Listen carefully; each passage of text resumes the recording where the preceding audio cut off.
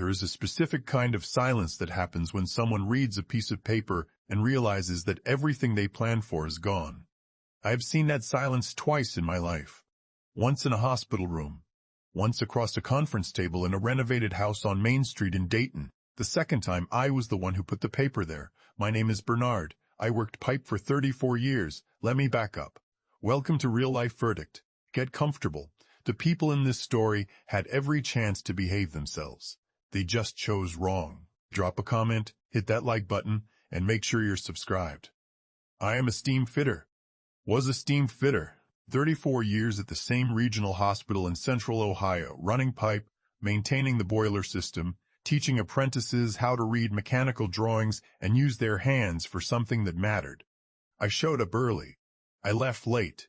In the final 20 years, I did not miss a single shift, not one. I live alone in a 3-bedroom ranch on the west side of Dayton that I bought in 1991 for $74,000 and paid off in 2019. The house is quiet in the mornings. I have learned to be comfortable with that. I have a thermos, Stanley brand, 1998, dented on the bottom, duct tape holding the handle. I have carried it to work and back for 26 years. Keeps coffee hot for 6 hours. Some things you don't replace just because they're worn. I have a daughter named Claire. She is 32 years old. I raised her alone from the time she was 4 years old because her mother left and did not come back. I paid for her education. I walked her down the aisle. I have sent birthday cards to her 2 children every year since they were born. I have never met them. The older one is 5 now. Claire is the antagonist of this story. I want you to understand that before I tell you what she was, because what she was is important. She was a good child, serious in school, careful with money in her 20s. She called every Sunday until she didn't. I watched her become someone I recognized and then, slowly, someone I didn't. Her husband Greg wears a class ring from a school he did not graduate from. He turns it on his finger when he talks. He was polite to me at the wedding. He has not made eye contact with me since. The first thing I noticed was small. 18 months after the wedding, Claire mentioned the daycare costs for my first grandchild during a brief phone call. She mentioned them the way you mention a thing when you want someone to offer to help. I offered. She said they had it handled. A week later, she sent me a photo of the baby I had not yet met, the only one she sent that year. I set my phone down on the kitchen table and looked at it for a long time. That was the first open question. I retired on June 14, 2024, a Friday. The hospital threw a party in the cafeteria conference room. Streamers. Sheet cake. The good kind from the bakery on 5th. 30-some colleagues who had worked alongside me for years, some for decades. Tommy Alvarez stood near the coffee urn and kept refilling people's cups, because that is what Tommy does. I was seated 3 tables back from the front of the room. My thermos was on the table in front of me. I had brought it out of habit. At 6:47 p.m., Claire stood up. She was holding a glass of white wine. She had notes on her phone. She gave a 4-minute toast. She talked about resilience. She talked about independence. She talked about watching strong women in her life show her what those things looked like. She said her mother had believed in her even when no one else did. Mom always believed in me, she said, even when no one else did. The room was quiet in a way that was different from respectful quiet. The men and women who had worked with me for decades looked at their plates. Claire's mother left when Claire was 3 years old. She remarried within 6 months. She moved to Arizona and stopped making contact within the first year. I do not say this to cast blame. I have not spoken about Claire's mother in years, and I am not starting now. I say it only because Claire knew it too. Everyone in that room who knew our family knew it too. She did not say my name. Not once. Not an oversight. 4 minutes is enough time to say a name. Greg whispered something to Claire when she sat down. She smiled. I did not do anything with my face. I folded my hands in my lap and I waited until the cake was served and I shook hands with everyone who came to shake mine. I thanked the department head for the kind words. I finished my coffee. When the last car left the lot, I drove home. I sat in my truck in the driveway for 30 minutes with the engine off. The porch light was on a timer. My thermos was in the passenger seat. I want you to understand something about me. I am not a man who acts out of anger. Anger moves fast and lands wrong. I have seen it. I've done it a long time ago, in a different life, and I learned my lesson from it. What I felt sitting in that driveway was not anger. It was something quieter and more patient than that. I decided, not what I would do, that I would do something. There is a difference. I went inside. I did not call anyone. I went to sleep at 10:15. The morning after the retirement party, Tommy Alvarez called. I had not told him anything. He had been in that room. He had been in that room. He had eyes. I'm covering your evening shift until you figure this out, he said. Not a favor. You'd do it for me. Tommy keeps a photograph of his late wife folded in his wallet behind his insurance card.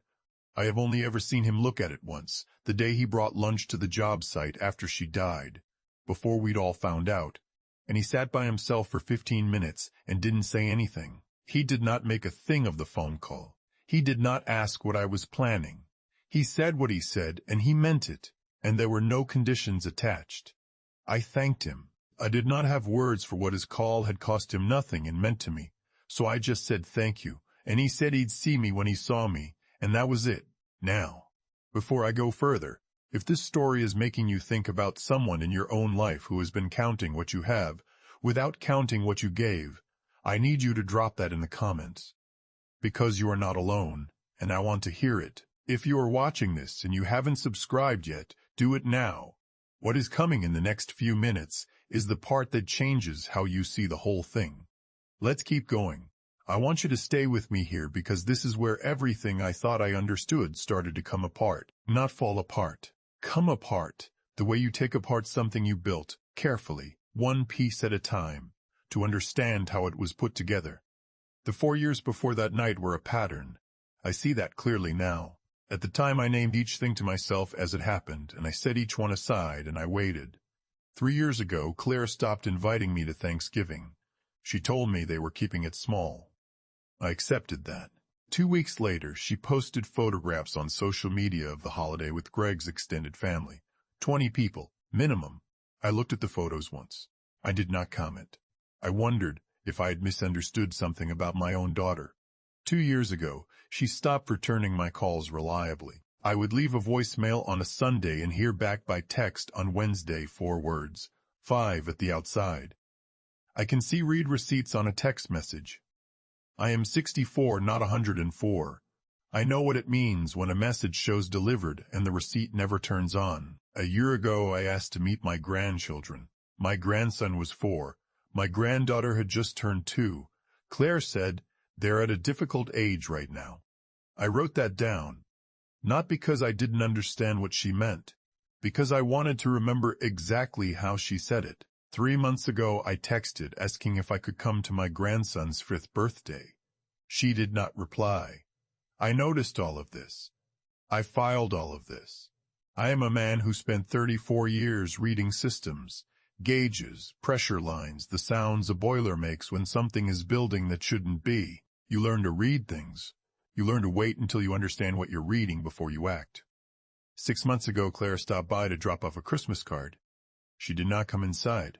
She stood in the doorway for 10 minutes, and during those 10 minutes she made a reference, casual, almost offhand, to my retirement account. She called it our nest egg. Not my retirement account. Our nest egg. Greg nodded like it made sense. I said nothing. I'd already done something about it by then. Something she did not know about. I had something she had not accounted for, and I kept it sealed, and I waited. On June 20th, 6 days after the retirement party, Claire called. She did not ask how I was. She said she and Greg needed to sit down and go over some financial planning now that I was retired. She suggested a lawyer's office to keep everything professional, she said. She gave me the address. I wrote it down. I told her I would be there. I did not tell her who else would be there. I did not tell her who else would be there. I did not tell her what I had already done. I made my decision 8 months before she made hers. I want you to understand the weight of that sentence before I finish it. On June 22nd, I did a final walkthrough of the hospital boiler room with Tommy. I had labeled everything. Every valve, every shutoff, every gauge that runs hot. Tommy followed me through for 2 hours, and I showed him the system the way I would want someone to show it to me if I were inheriting it. He asked if I'd heard from Claire since the party. I told him I was meeting with her in 3 days. He said, "You need time after you've got it." I thanked him. I did not tell him what I meant by after. On June 24th, I sat down at my kitchen table and read a letter I had written. A 1-page letter explaining a decision I made and the reasons I made it. I read it twice. I folded it back up. I decided not to bring it. The paperwork would be enough. Now. The hidden card. On January 12, 2024, I drove to the county credit union where I have banked for 28 years, and I sat down with a woman named Karen Shipley, who was the trust officer there and who has known me and known my accounts for most of those years. Karen has a ceramic mug on her desk that her daughter made in middle school art class. Slightly lopsided, glazed dark blue, the handle a little crooked. She uses it every morning. I changed the primary beneficiary on my 401k. I had established a scholarship fund through the County Votech School in 2021. Quiet, no announcement. Starting it with $15,000 from savings. It funds 2 annual scholarships for students entering the skilled trades. When I restructured the account in January, that fund became the primary beneficiary, $680,000. 34 years of early mornings and deferred contributions and overtime and 1 dented thermos. It will go to kids who want to learn how to use their hands for something that matters. Claire is listed as a contingent beneficiary, not primary. Contingent, meaning she receives nothing unless the fund is dissolved, which requires a board vote and legal cause. Karen notarized everything. She kept the records. When I came in the morning after the retirement party to get copies, she pulled the file without asking why. She handed me the original form, the notary log, and the confirmation letter sent to my home address. I put them in a manila folder. I took them home. I set them on the kitchen table next to my thermos. Claire had called my retirement account our nest egg 4 months after I had already moved it. She had planned that meeting at a lawyer's office 2 weeks after she had already lost her claim to it. She did not know any of this. That is the part I want you to sit with. When I called Karen on June 22nd and asked if she would attend the meeting at Hastings and Moore on the 25th as the institutional representative, she was quiet for a moment. Then she said, "You're allowed to protect the work you did, Bernard. That's not spite. That's clarity." I told her I would see her there. She said, "I'll bring the file." June 25th, 2024, a Tuesday, 10 in the morning. Hastings and Moore is a small 2-partner firm in a renovated house on Main Street. It is a conference room with a long table, 8 chairs, and a window that looks out over a parking lot. Claire chose the location. She had wanted neutral ground. I understood that. Karen and I arrived 10 minutes early. We sat on one side of the table. Karen set her copy of the file on the table in front of her. I set the manila folder in front of me. Claire and Greg arrived exactly on time. Claire had a leather portfolio. She looked prepared. She looked like a person who believed she was walking into a conversation she had already won. She began to speak. Something about making sure everyone was on the same page. Something about financial planning. I placed the manila folder on the table. I slid it across to her. Inside with a notarized beneficiary change documents. Date stamped January 12, 2024. Primary beneficiary, the Votech Scholarship Fund. The notary log. The confirmation letter mailed to my home address. Claire opened the folder. Greg stopped turning his ring. Karen explained, in the measured and professional voice of a woman who has delivered difficult information before, what the documents were, what they meant, and what the structure of the account now was. She explained what a contingent beneficiary receives and under what conditions. She explained that the change had been made voluntarily, with full legal capacity, 8 months before the date of this meeting. The window over the parking lot let in flat morning light. Claire did not speak.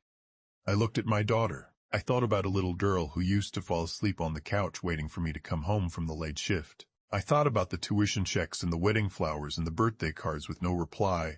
and a grandmother who had lived in Arizona for 29 years and never once showed up. I stood. I picked up my keys. I looked at Claire and I said, "Mom always believed in me, even when no one else did." The same words. Exactly the same words. The room knew the difference. I did not raise my voice. I did not wait to see what left her face. I walked out. Karen followed. The door closed behind us.